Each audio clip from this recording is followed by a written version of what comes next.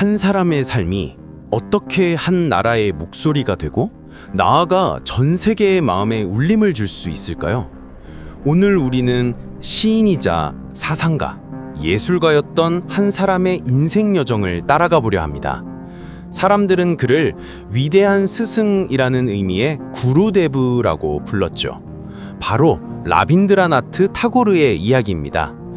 이야기는 지금으로부터 아주 오래전 1861년 5월 7일 인도의 콜카타 조라상코 타쿠르바리라고 불리는 유서 깊은 저택에서 시작됩니다. 아버지는 존경받는 사상가 데벤드라나트 타고르, 어머니는 사라다 데비였어요. 이 부부에게 무려 14번째 아이가 태어났으니 그가 바로 라빈드라나트였죠. 그가 태어난 타쿠르 가문은 당시 벵골 지역의 문화와 사회개혁을 이끌던 중심지였습니다. 상상해보세요. 매일 집안 곳곳에서 문학과 음악, 연기에 대한 토론이 끊이지 않고 새로운 사상이 자유롭게 오가는 그런 환경을요. 어린 타고르는 이런 분위기 속에서 자연스럽게 예술과 학문을 온몸으로 흡수하며 자라났습니다. 형제들과 함께 문학을 접하고 음악과 연기를 배우는 일상이 그의 놀이터이자 학교였죠. 하지만 이런 자유로운 영혼에게 정해진 틀에 박힌 학교는 감옥과도 같았습니다. 오리엔탈 세미너리, 세인트 제이비어 스쿨, 여러 학교에 입학했지만 그 어느 곳에도 마음을 붙이지 못했죠. 정해진 시간표와 딱딱한 규칙, 끝없는 시험은 그의 창의력을 올가매는 족쇄처럼 느껴졌습니다. 훗날 그는 이렇게 고백하기도 했습니다.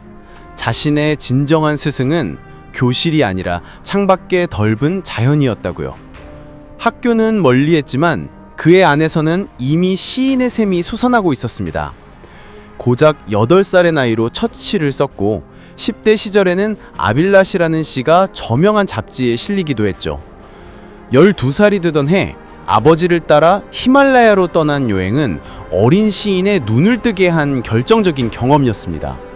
광활한 자연 앞에서 그는 언어의 새로운 가능성을 발견했고 그 영감은 1878년 그의 첫 시집 시인의 이야기로 결실을 맺게 됩니다.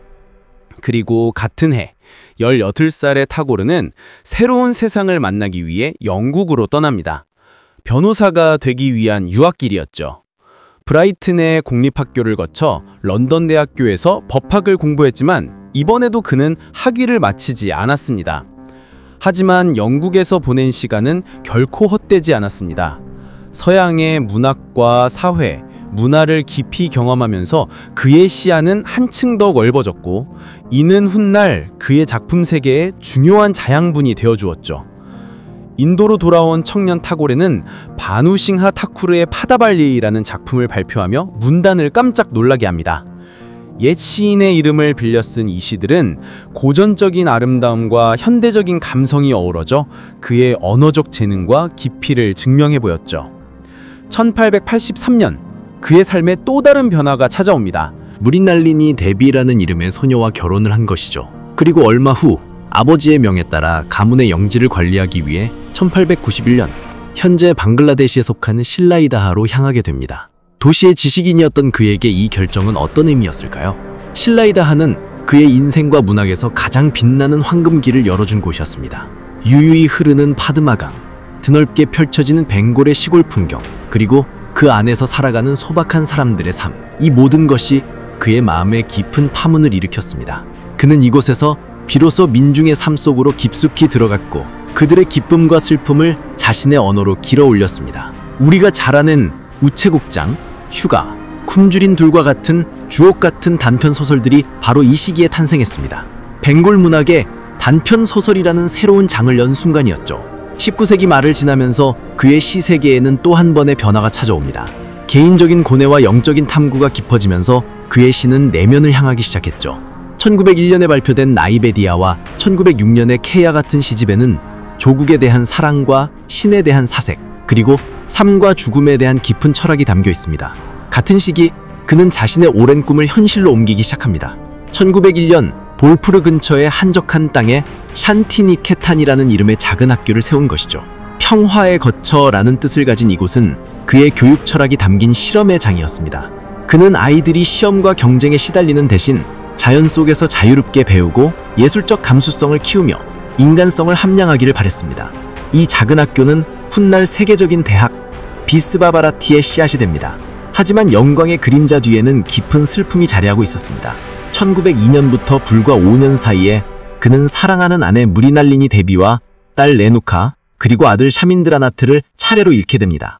이처럼 연이어 닥친 개인적인 비극은 그의 삶을 송두리째 흔들었습니다. 그는 이 깊은 슬픔을 통해 삶의 유한함과 영적인 세계를 더욱 깊이 마주하게 되었죠. 그 슬픔의 강을 건너 그는 마침내 1910년 그의 대표작이라 할 수 있는 시집 기탄잘리를 세상에 내놓습니다. 신께 바치는 노래라는 뜻의 이 시집에는 신과 자연 그리고 사랑에 대한 그의 모든 깨달음이 아름다운 언어로 녹아 있습니다. 이 시집이 그의 운명을 어떻게 바꾸어 놓았을까요? 1912년 타고르는 기탄잘리를 직접 영어로 번역하여 노래의 제물 Song Offerings라는 제목으로 출간합니다. 이 얇은 시집은 서구 지성계에 엄청난 반향을 일으켰죠. 동양의 한 시인이 들려주는 깊고 영적인 목소리에 모두가 매료되었습니다. 그리고 마침내 1913년 그는 아시아인 최초로 노벨 문학상을 수상하는 영예를 안게 됩니다. 이 소식은 식민지 시절을 보내던 인도인들에게 커다란 자부심과 희망을 안겨주었습니다. 노벨상 수상 이후 그는 명실상부한 세계적인 시인, 즉 비스와카비가 되었습니다. 유럽과 아메리카, 일본, 중국 등 세계 곳곳을 여행하며 동양과 서양의 문화를 잇는 가교 역할을 했죠. 여러 나라의 지성인들과 교류하며 인류의 화합과 평화를 이야기했습니다. 놀라운 것은 그의 예술적 탐구는 여기서 멈추지 않았다는 점입니다. 60이 훌쩍 넘은 나이에 그는 붓을 들고 그림을 그리기 시작했습니다. 그의 그림은 정형화된 틀을 벗어난 자유롭고 독창적인 형태와 깊은 사유를 담고 있어 세계 미술계의 주목을 받았습니다. 물론 그의 음악적 재능도 빼놓을 수 없죠. 그가 직접 쓰고 곡을 붙인 2000여 곡의 노래는 라빈드라 쌍기트라고 불리며 오늘날까지도 벵골인들의 삶 속에 깊이 스며들어 있습니다. 또한 치트랑가다, 찬달리카와 같은 무용극을 통해 인도의 고전음악과 민속음악, 서양의 선율을 조화롭게 융합하는 새로운 예술 형식을 창조하기도 했죠. 그의 삶의 중심에는 언제나 샨티니케탄이 있었습니다. 1921년 그는 이 학교를 비스와바라티라는 이름의 국제대학교로 발전시킵니다. 온 세상이 하나의 둥지에 모이는 곳이라는 뜻처럼 전 세계의 학문과 예술이 자유롭게 교류하는 열린 배움터를 꿈꿨던 것이죠. 타고레는 예술에만 몰두하는 상아탑속 지식인이 아니었습니다. 조국이 위기에 처했을 때 그는 침묵하지 않았습니다. 1905년 벵골 분할령에 맞서 저항운동에 앞장섰고 특히 1919년 영국군이 무고한 인도 민중을 학살한 잘리안왈라 바그 참사가 벌어지자 그는 영국 정부가 수여한 기사자귀, 나이트를 거침없이 반합하며 이렇게 외쳤습니다. 모든 명예의 훈장은 수치의 불명예 속에서 그 빛을 잃었습니다. 이는 그의 강직한 신념을 보여주는 일화로 남아 있습니다. 인생의 마지막 10년, 그의 문학은 더욱 원숙한 경지에 이릅니다. 산문의 리듬을 살린 시들과 인간관계의 미묘한 심리를 파고드는 소설들을 통해 삶에 대한 마지막 통찰을 담아냈죠.